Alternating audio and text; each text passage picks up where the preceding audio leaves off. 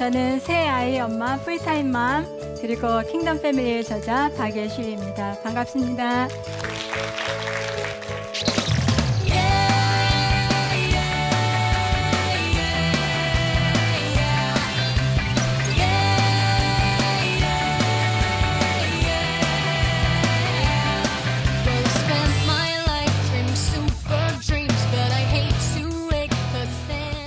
제가 젊어서부터 그다음에 또 결혼하고 나서도 제 마음속 안에는 저를 이렇게 끌고 갔던 것이 무엇이었냐면은 우리 엄마처럼 안 사는 거였어요. 가정주부, 한국 엄마, 인생 한번 태어나서 제대로 살아야지. 이게 뭐야? 맨날 집안에서 빨리하고 밥하고. 나 우리 엄마처럼 안 살 거야. 그러다가 제가 대학교 졸업할 때쯤 하나님을 만났습니다. 하나님 앞에 이렇게 간구 기도해본 적 별로 없었던 것 같아요. 그런데 딱 정말 심각하게 하나님 앞에 간구 기도했던 것이 생각이 나더라고요. 무슨 기도를 했냐면 하나님 너무 좋았어요. 그래서 하나님 정말 내 인생을 다 드리고 싶네요. 무엇이든지 말씀하시면 제가 순종하겠습니다. 말씀하세요. 근데 하나님 이거 하나만 빼놓고요. 가정주부로만 사는 것만 빼놓고 제가 다 하겠습니다. 가정주부가 되는 건 저는 상상할 수가 없었어요. 그리고 생각해보니까 이 세상에 가정주부로 살아가는 사람이 얼마나 많은데 꼭 나까지 해야 돼? 나는 딴 거 할 거 많잖아. 공부도 하고 이것도 하고 연구도 하고. 그래서 하나님 앞에 그렇게 정말 못을 박아놨죠. 그러다가 유학 가서 이제 결혼을 하고 또 공부도 포기하고 중단하게 되면서 가정에 있으면서 가만히 저의 삶을 보니까 갑자기 불안해지는 거예요. 이러다가 나 정말 가정주부 되겠다. 그래서 제가 두 번째로 하나님 앞에 또 간구 기도를 했습니다. 하나님 헷갈리시면 안 돼요. 저는 가정주부 아닙니다. 저는 할 거 많아요. 근데 지금 되돌아보니까 그렇게 제가 이것만은요 라고 했던 그 길로 하나님의 가게 하셨고, 근데 더 놀라운 것은 그렇게 내가 가장 싫어했던 그 자리에 서 있는데 오늘은 지금 나의 모습은 가장 행복하다는, 하나님 가정주부로 살게 해주신 거 너무 감사해요 라는 그런 고백을 드리는 것이 저의 모습이 되었습니다. 그렇게 내가 주부로 사는 것을 싫어하게끔 만들었던 그 장모님, 저희 어머니, 친정어머니, 딸만 6 낳은 어머니가 2008년 12월 달에 돌아가셨어요. 그때는 이제 나이가 연세가 많으셨죠. 80이 넘은 할머니. 그 엄마의 죽음 소식을 들으면서 저는 미국에 있었는데 하나님 앞에 나의 모든 것이 이렇게 무너지면서 하나님 앞에 대답을 듣고 싶더라고요. 그래서 엄마의 장례식도 나는 안 가. 지금 장례식에 가서 엄마를 보는 것보다 더 중요한 게 나 하나님의 대답을 듣고 싶었어요. 하나님, 우리 엄마의 인생은 도대체 뭡니까? 80 동안 저렇게 고생하면서 살고 정말 자기 목소리 한 번 안 내보고 자기가 먹고 싶은 거 하나 못 먹고 그러면서도 맨날 그냥 행복하다고 살았던 저 바보 같은 엄마, 내가 보기엔 바보 같았어요. 그런 바보 같은 엄마 80평생을 살고 이제 돌아가셨는데 도대체 하나님 저 인생은 무슨 의미가 있습니까? 정말 하나님이 보내신 거 맞아요? 하나님이 이렇게 인도하신 거 맞아요? 그러면서 저는 엄마의 장례식이 있는 그 순간에 저는 그냥 미국에서 하나님 앞에 울부짖으면서 간구하기 시작했어요. 기도하고 있었을 때 하나님께서는 저를 만나주셨고 저의 온 인생의 그 패러다임을 바꾸는 그런 대화를 하기 시작했습니다. 하나님 물으시는 거예요. 너는 잘 사는 인생이 무엇이라고 생각하느냐? 자기가 하고 싶은 거 하고 힘을 갖고 자기가 누리고 그렇게 살다가 간 인생이 잘 산 인생이라고 생각하느냐? 그래서 내 엄마가 그렇게 못 살아서 네가 그렇게 마음 아파하느냐? 하나님의 잘 살았다고 하는 인생은 그렇지 않다고 말씀해 주시더라고요.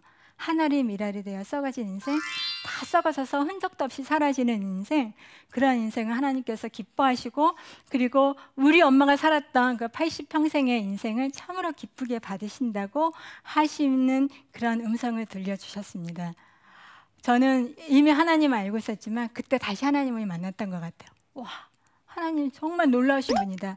의로운 재판장이잖아요. 한 사람의 80평생의 인생에 대해서 이렇게 정확하게, 이렇게 공의롭게 재판을 해주시는 이 공의로운 재판장이신 우리 하나님. 나 하나님 앞에 그때 나의 인생을 다시 드렸습니다. 하나님 당신이 맞습니다. 그래서 하나님 앞에 나의 인생을 드리고 그러면서 예배를 할 때 저는 정말 하나님이 다시 온 세상을 공의로 재판하시기 위해서 다시 오시는 그런 주님의 모습을 상상하게 됐어요. 주님이 그때 오실 때는 왕으로 오신대. 어린 양이 아니라 왕으로 오신대. 맞아. 온 세상에 우리 주님이 왕인 것을 알았으면 좋겠다. 예배하면서 주님 당신은 나의 왕이십니다. 나의 신랑이십니다. 이런 고백을 하면서 예배를 혼자서 드리고 있었습니다. 주님이 그 고백을 너무 기쁘게 받으셨 것 같았어요. 근데 주님이 저한테 그렇게 속삭이시더라고요. 딸아, 너의 고백을 너무나 기쁘게 받는다. 근데 그 고백을 너의 남편에게 하지 않으련, 너의 남편을 왕처럼 예수님처럼 그렇게 섬기지 않으련, 제가 뭐라 그랬겠어요? 당연히 그래야죠. 제정신이 아니었던 것 같아요. 그래서 저희 가정에 이제 남편을 예수님처럼 왕처럼 섬기는 그런 일들이 시작됐습니다. 근데 그렇게 남편을 왕처럼 예수님처럼 그렇게 섬기고 나갈 때 하나님께서는 정말 생각지도 않게 저를 킹덤으로 초대해 주시더라고요. 너 킹덤이 무엇인지 아느냐? 모르죠. 킹덤은 킹이 있는 곳이란다. 킹덤 외쳐봤자 하나님 딱 보시고 킹이 없네? 그런 킹덤 아니라는 거예요. 킹덤은 킹이 있는 곳이다. 근데 그 킹은 대통령이랑 다르고 어떤 사람이랑 다르다. 킹의 입에서 나오는 말은 곧 법이고 그 말에는 절대 복종이 필요하다. 그래서 남편의 말에 절대 복종하라고 말씀하시더라고요. 성령이 충만할 때는 할만해요. 근데 제정신이 돌아오면 무슨 킹? 무슨 예수님? 아니에요. 그래서 저한테는 막 너무나 힘든 시간이 시작된 거예요. 하나님 말씀하셨으니까 순종을 해야 되겠는데 현실을 보니까 킹은 아니고 예수님은 더더욱 아니고, 그래서 너무 어려움의 시간들이 시작됐습니다. 근데 그때 하나님이 그러시더라고요. 예수님이 이 땅에 다시 오시면 정말 킹으로 온다. 근데 그 킹이랑 같이 있는 것보다 너의 남편을 왕으로 예수님으로 섬기는 게 훨씬 쉽다. 왜 쉽냐면 예수님이 다시 오실 때 그분은 불꽃 같은 눈동자로 우리의 모든 것을 아시고 우리의 마음의 깊은 속까지도 다 아시잖아요. 그런 킹이랑 사는 게 그거 만만하지 않으냐? 지금 연습해라. 지금 연습하지 않으면 정말 그 주님이 다시 오셨을 때 이거 아니네요. 그러면서 도망갈 사람 많다는 거예요. 그래서 지금 연습하라는 그런 말씀을 해 주시더라고요. 그래서 그런 연습을 하고 살아가는데 하나님이 그런 말씀을 해주세요. 너희 남편의 모습 속에서 정말 왕의 모습이 있단다? 어디에 있어요? 워낙 귀했을 때 그랬다는 것을 알려주시더라고요. 하나님께서 처음에 에덴에서 남자와 여자를 만드셨는데 그렇게 두 사람을 만드시고 남자와 그의 아내를 만드시고 둘이 한 몸 되게 하시고 하나 되게 하시고 나서 그들한테 명령하신 게 뭐냐면 축복하여 명하여 가라사대 온 땅을 정복하라 모든 생물이 다스리라. 그들의 원래에 있던 모습이 킹이라는 것을 말씀해 주세요. 그래서 하나님의 킹덤은 에덴 동산에서부터 시작되었다. 에덴 동산에서는 두 사람뿐이 없었는데요. 부부 한 가정뿐이 없었는데요. 네, 하나님의 킹덤은 그 한 가정에서 시작된 것을 말씀해 주셨어요.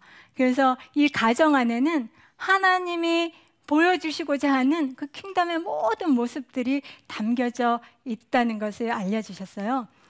하나님의 그 킹덤의 모습은 우리 바로 가정 안에 있습니다. 그리고 그 가정 안에는 하나님의 형상을 온전히 가진 그 남자가 있어요. 남자의 이름이 아버지잖아요. 저는 아무리 노력을 해도 제가 아버지가 될 수 없더라고요. 그리고 남자의 또 다른 이름이 남편이잖아요. 제가 막 능력 있고 그래도 남편이란 이름을 못 갖더라고요. 그래서 이 하나님 아버지의 이름을 대신한 사람, 예수 그리스도의 그 신랑, 남편의 이름을 가지고 있는 남자 안에는 하나님의 온전한 성품이 담겨져 있어요. 근데 그것이 혼자 되는 것이 아니라 돕는 배필 없으면 말짱 꽝. 예, 이 돕는 배필로 말미암아 남자의 그 온전한 형상이 회복되는 것을 하나님께서 기대하고 계신 것 같아요. 예수님이 이제 다시 오시잖아요. 저는 그것을 생각하면 막 가슴이 두근두근해요. 주님이 왕으로서 이 세상에 다시 오시고 온 세상을 정말 공의로 재판하시는 그 주님, 어서 오시옵소서. 막 그렇게 고대하면서 기도하면서 기다리고 있습니다. 그런데 주님이 다시 오실 때 주님의 이름이 있대요. 주님의 이름은 만왕의 왕이고 만주의 주대요. 그 만왕이 어디 있어요? 만주가 어디 있어요? 주님께서 우리가 그리스도 안에서 거듭났을 때 새로운 이름을 주셨죠. 왕 같은 제사장. 근데 하나님은 정말 주님이 다시 오실 때 우리의 모든 형상을 회복하셔서 이 왕 같은 제사장의 그 본질을 회복하시기를 기대하고 계신 것 같습니다. 그래서 예수님이 왕으로 오실 때 혼자서만 왕이시고 혼자서만 주시면은 그의 이름이 거짓말이에요. 그의 이름 만왕의 왕, 만주의 주가 사실이 되려고 하면은 이 세상에는 수많은 왕들이 있어야 되고 허다한 주님들이 있어야 돼요.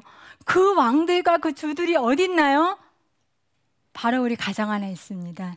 남자들, 그들이 일어날 때 하나님의 형상을 회복할 때 왕으로, 주님으로 다시 오시는 만왕의 왕, 만주의 주를 그렇게 영접할 수 있는 것 같습니다. 에베소서에 보면 아내들아 남편한테 묵정하기를 교회가 그리스도한테 하듯 하라. 남편은 아내의 머리 되매니.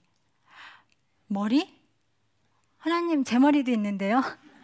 근데 부부가 연합해서 한 몸을 이루잖아요. 그럼 한 몸에는 두 머리가 있으면 안 되잖아요. 근데 하나님은 남편을 머리로 삼으시고 남편의 말에 온전히 복종하라고 그렇게 말씀해 주신 것 같습니다. 그래서 이렇게 가정 안에 있는 하나님의 킹덤, 그래서 이 가정이 정말 하나님의 그런 성품을 보여주셨을 뿐만 아니라 하나님이 어떻게 이 세상을 경영하고 다스리기 원하시는지 그 하나님의 킹덤의 속성도 가르쳐 주신 것 같아요. 거기에는 질서가 있더라고요. 하나님이 만드신 질서, 남편이 머리, 아내가 몸. 그래서 그 질서가 거기서부터 시작된 것이 온 세상을 다스리는 하나님의 질서가 됐고, 그 다음에 사랑. 하나님의 속성 중에 가장 중요한 게 사랑이잖아요. 그 아가페의 사랑, 무조건적인 사랑. 무조건적인 사랑? 다른 곳에 참 찾아보기 힘든데 가정 안에는 그 무조건적인 사랑이 남아있잖아요. 우리 자녀를 보면서 그런 하나님의 사랑의 속성이 있고, 그 다음에 또 하나 가장 중요한 거, 하나님이 가장 소중하게 여기시는 생명. 하나님의 그 소중하게 여기시는 생명이 합법적으로 출생되는 곳은 바로 가정이라는 거. 그래서 이 가정 안에는 하나님의 킹덤의 모습이 모두 다 있는 곳이라는 것을 알려주셨어요. 그래서 하나님의 킹덤이 어디 있느냐? 어디 있어요? 어디 있어요? 바로 우리 가정 안에 있고, 하나님 킹덤은 도대체 어떤 것일까? 우리 가정 안에서 이렇게 서로 사랑하고 질서 가운데, 그리고 또 그 가정이 한 데서 끝나는 게 아니잖아요. 계속 대대로 이어가잖아요. 영원한 하나님의 킹덤, 그 킹덤이 바로 우리 가정 안에 있는 것을 보게 됩니다. 그래서 하나님이 저한테 많이 챌린지를 하세요. 내가 그 어떤 것보다도 남편의 권위에 순종하기를 원하시더라고요. 이 세상에 더 훌륭한 사람 많잖아요.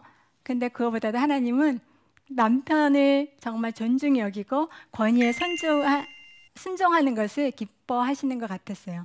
그리고 우리 자녀들, 정말 가장 그 권위 중에 오리지널한 그 권위를 따지란다면 하나님 아버지, 그리고 이 육신의 아버지의 그 권위인 것 같아요. 그래서 그 아버지의 권위에 순종하는 그것을 우리 자녀한테 가르치라고 말씀을 하고 계십니다. 저는 이렇게 하나님이 다시 이 땅에 왕으로 오시는 것을 생각하면서 주님이 가르쳐 주셨던 그 기도를 생각하게 됐어요. 주님이 제자들한테 말씀하셨죠. 너희는 이렇게 기도하라. 하늘에 계신 우리 아버지여, 이름이 거룩히 여김을 받으시오며 나라의 임하옵시며 하나님의 킹덤이 이 땅에 임하옵시며. 하나님의 킹덤이 이 땅에 임해? 그게 도대체 뭘까? 나는 킹덤에 가는 걸 생각했는데 하나님은 자꾸 주님은 킹덤이 이 땅에 온다는 거예요. 하나님의 킹덤이 이 땅에 온다. 어디에 와요? 어떻게 와요? 어떤 모습으로 와요? 하늘에서 이렇게 오는 하나님의 킹덤의 그 모습과 동일한 닮은 꼴로 이 세상에 존재하고 있는 것이 바로 우리의 가정인 것 같아요. 그래서 우리의 가정이 이렇게 하나님의 질서 가운데, 하나님의 사랑 가운데 그렇게 생명을 낳고 번성하면서 그렇게 그냥 살아가는데 이것이 하늘에서 내려오는 킹덤과 딱 맞아져서 하늘과 땅이 하나 되는 것. 그럴 때 하나님은 정말 하나님의 킹덤이 이 땅에 오는 것을 보여주시는 게 아닐까 생각을 합니다.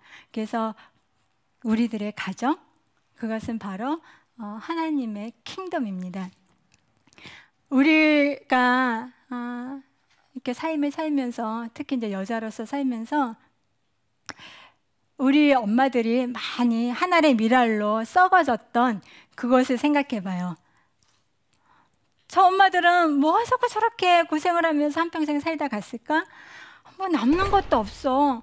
뭐 자기 집안이 열심히 한다고 뭐 돈이 나오나? 아무것도 남는 것도 없는데 도대체 저들의 인생은 무엇일까? 근데 하나님이 말씀해 주시는 것 같아요. 그들이 썩어져서 미랄로 그렇게 죽어갔던 그 가정이라는 그곳은 너희는 모르지만 사실은 하나님의 킹덤이란다. 우리가 정말 하나님의 킹덤을 소원합니다. 이 세상이 점점 악해지고 힘들어지면서 이렇게 힘들어지고 있는데 그 소망이 바로 우리의 가정 안에 있어요. 하나님의 킹덤, 거기에는 하나님의 형상을 회복한 남자들이 있고, 그 다음에 더 중요한 것은 그 남자가 하나님의 그 왕권을 가진 그런 형상으로 회복되기 위해서 그것을 돕는 배필, 우리 여자들이 있습니다. 남편을 왕으로 예수님처럼 섬길 때, 그 온전히 섬길 때 하나님께서는 우리 여자를 보시면서 하와한테 하셨던 그 고백을 하시게 될 것 같아요. 힘이 좋았더라. 나는 너가 이렇게 할 줄 알았어. 라는 그런 칭찬을 해주실 것 같습니다. 그래서 우리의 가정, 킹덤의 마스터키예요. 우리 가정이 허물어지면 하나님의 나라가 이 땅에 임할 수 없습니다. 여러분의 가정 킹덤의 마스터키입니다. 예, 축복합니다.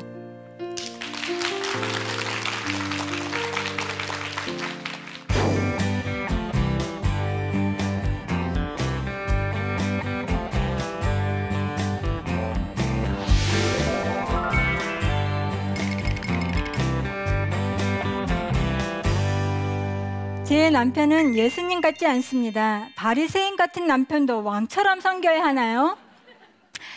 이 세상에 왕 같은, 예수님 같은 남자 있습니까? 나와보라고 하세요. 저도 보고 싶습니다. 사도 바울이 그랬어요. 의인은 없나니 하나도 없다고. 이 세상에 의인도 하나도 없는데 무슨 왕 같고 예수님 같은 사람이 있을 거라고 기대를 하십니까? 하나님은 그런 기대 하지 말라고 얘기하시는 것 같아요. 그런데 왜 남편을 왕처럼 예수님처럼 섬겨야 하나요? 이때 필요한 것이 믿음이지 않을까 생각해요. 믿음은 바라는 것들의 실상이요, 보이지 못하는 것의 증거니. 근데 우리가 바라는 그 믿음은 근거 없는 것이 아니라 근거가 있어요. 어떤 근거? 처음에 아담을 지었을 때 그의 모습이 그랬다고 그랬잖아요. 그리고 또 다시 예수님 오셔서 모든 것을 회복하실 때 우리의 모습이, 우리 남편의 모습이 그랬다고 그랬잖아요. 그러니까 우리는 처음과 끝을 보면서 믿음으로 바라보는 거죠. 지금은 그저 그래요. 우리 남편 왕도 아니고 예수님도 아니고. 근데 더 중요한 거는 그런 질문을 던지고 있는 저는 어떤가? 제가 하나님 앞에 막 그래서, 하나님, 우리 남편은요 왕 대접 받을 자격이 없어요. 예수님 대접 받을 자격이 없어요. 근데 그 질문이 엄청 무서운 거더라고요. 나는 자격 있나? 난 예수 그리스도의 자격 없거든요. 그런데도 그냥 신부로서 봐주시고 인내하시잖아요. 그래서 왕 같지 않고 예수님 같지 않은 남편 어떻게 하나요? 믿음. 이때 필요한 것이 믿음입니다. 그래서 그 믿음, 소망, 사랑, 특별히 그 사랑, 사랑은 오래 참고 모든 것을 견디느니라. 우리는 끝까지 견딜 겁니다. 언제까지? 그 마지막까지. 그러면 그때 우리 남편 정말 왕이었네, 예수님과 똑같네, 그런 고백을 하게 될 거라고 믿습니다. 가정에 충실하지 못하는 남편들이 많은데 왜 가정에서 남자가 머리가 되어야 하나요? 제가요, 결혼하기 전에 이제 남편과 결혼을 약속했을 때 남편이 저한테 질문하더라고요. 남편은 어렸을 때부터 미국에서 산 교포, 그러니까 많이 다르잖아요. 우리가 결혼해서 살게 되면 참 다른 게 많을 텐데 우리가 이렇게 의견이 다를 때는 어떻게 하면 좋겠느냐. 그래서 내가 그 질문을 들으면서 이 남자는 참 쓸데없는 것을 걱정을 하네. 뭘 고민을 해. 내 말 들으면 되지. 저는 그냥 성실하게 교과서적으로 잘 살았고 그렇게 잘 산다고 칭찬을 받았거든요. 그리고 여자가 좀 이렇게 사려도 깊잖아요. 많은 것들을 생각하고. 그리고 또 머리로 치면은 저보다, 제 남편보다 제가 좀 똑똑한 것 같고 여러 가지를 생각해도 내 말 들으면 되지, 그걸 뭐 걱정을 하고 그래. 그렇게 결혼 생활을 시작했는데 지금 결혼 생활 뒤돌아보니까 하나님은 이거에 대해서 타협하지 않으시더라고요. 결국 제 입에서 우리 남편이 머리입니다 라는 그런 고백을 하게 되는 것 같아요. 하나님, 여자가 더 지혜로운 것 같은데, 여자가 머리가 되면 좋을 것 같은데 왜 남자를 머리로. 근데 그럴 때마다, 그런 질문이 올라올 때마다 그냥 하나님이 그렇게 만드신 거 이유가 있겠지 라고 생각을 해 갑니다.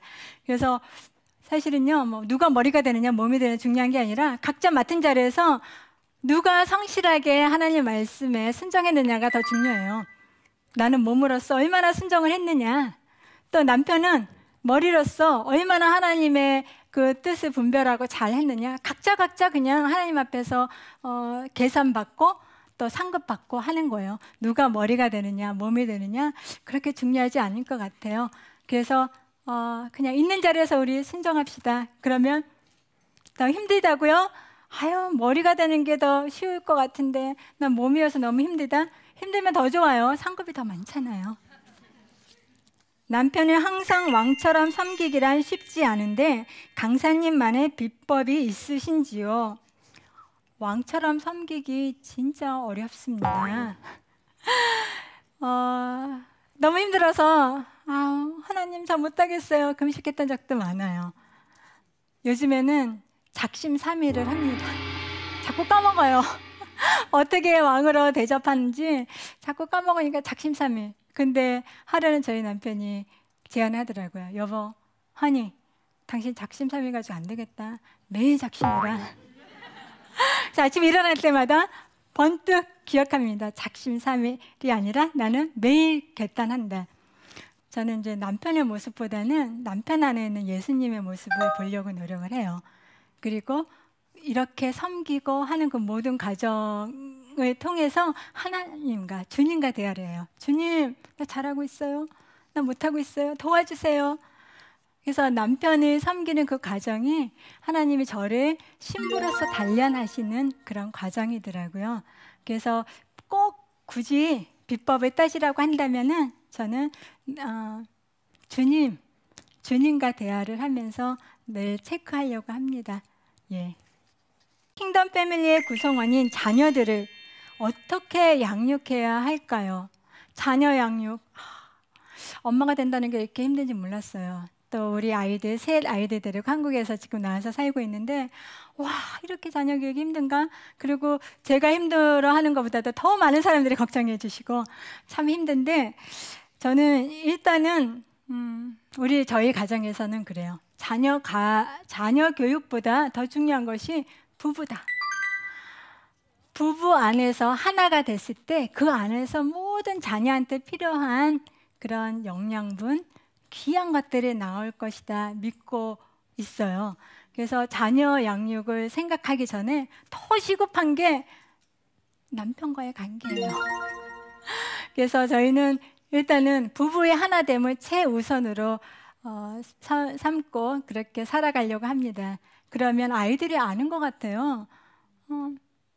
엄마 아빠가 좋을 때랑 아닐 때랑 아이들이 너무나 잘 알고 아이들한테 보지 않는 그런 영향을 미치고 있는 것 같습니다. 그래서 부부의 하나됨이 자녀 양육의 첫 단계라고 생각합니다.